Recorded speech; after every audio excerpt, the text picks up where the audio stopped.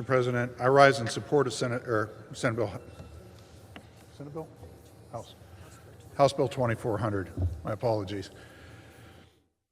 In my time in the legislature, I think I've voted for a budget once. And that's because during this time, we've always managed to be spending more than we're bringing in. While that continues today, one of the things that's important is we're not drawing down on our rainy day fund. We are not increasing taxes in order to pay for this spending. What we are doing is increasing transparency and accountability, and we are forcing the executive branch to actually dig back into the money that we've appropriated in prior years. You know, during the previous budget votes, we've heard over and over again about all that money being socked away in the rainy day fund. Well, that money is being put away in order to preserve our bond rating and also to be here in the case that we have a severe financial downturn in the economy in the Commonwealth of Pennsylvania that impacts our revenues. In the case of the money that's being squirreled away by our executive branch departments,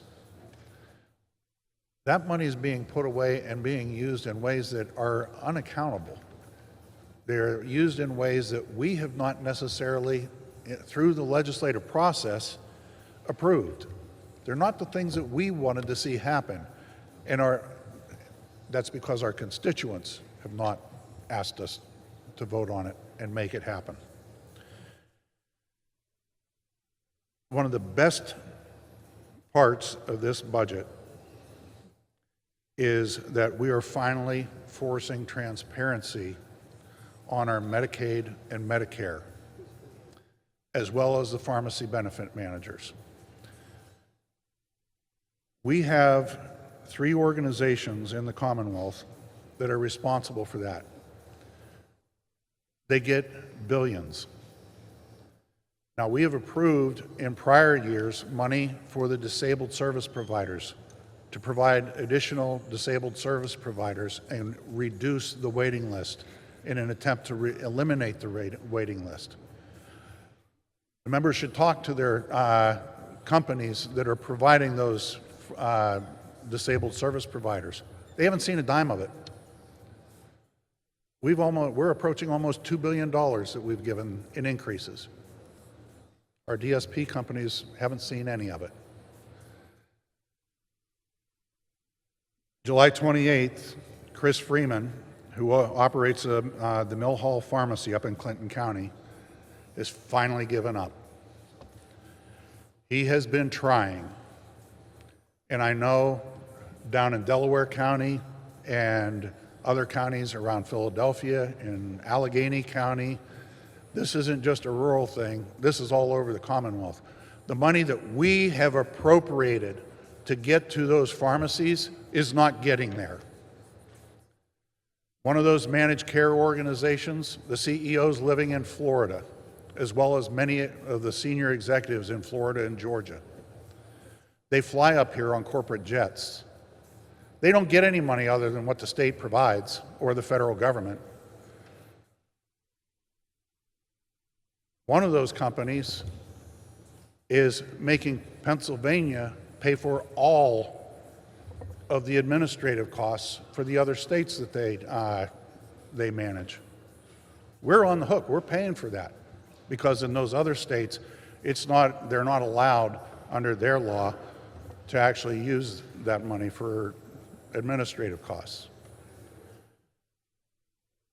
Tennessee and Florida have clawed back the money during COVID that when those states had fronted the money for the coming year for the Medicaid and Medicare for doctor's appointments, and because of COVID, those patients couldn't see their doctors.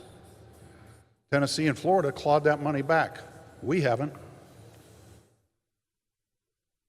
Those companies are sitting on massive reserves. One of them is moved from down in Essington out to one of the most expensive zip codes in the Commonwealth, and the building sits almost empty. It's a brand new building, 5 floors high with a 3-floor parking garage. The parking garage is almost empty every day. I'm talking only a couple dozen cars in a 3-floor parking garage. It's pretty massive. What we are doing through this budget is withholding money from those organizations in order to force them to take the money that's sitting in those reserves and apply them to our people. And I've got a resolution out there that we're going to try and get the Legislative Budget and Finance Committee to start doing an investigation. But over the next 2 years, hopefully this will give us the opportunity to dig into those funds and dig into all 3 of those corporations, as well as the corporations that are setting our mandatory increases in our what we have to pay as a Commonwealth to those 3 MCOs. Again, those are also operating as pharmacy benefit managers. This budget isn't perfect, but this time we're not taking money from the rainy day fund, we're not increasing taxes on the people of this Commonwealth, and we're forcing accountability on the part of the executive branch. And hopefully this budget will force some transparency that gets us to the real numbers and eliminates fraud, waste, and abuse. Thank you, Mr. President.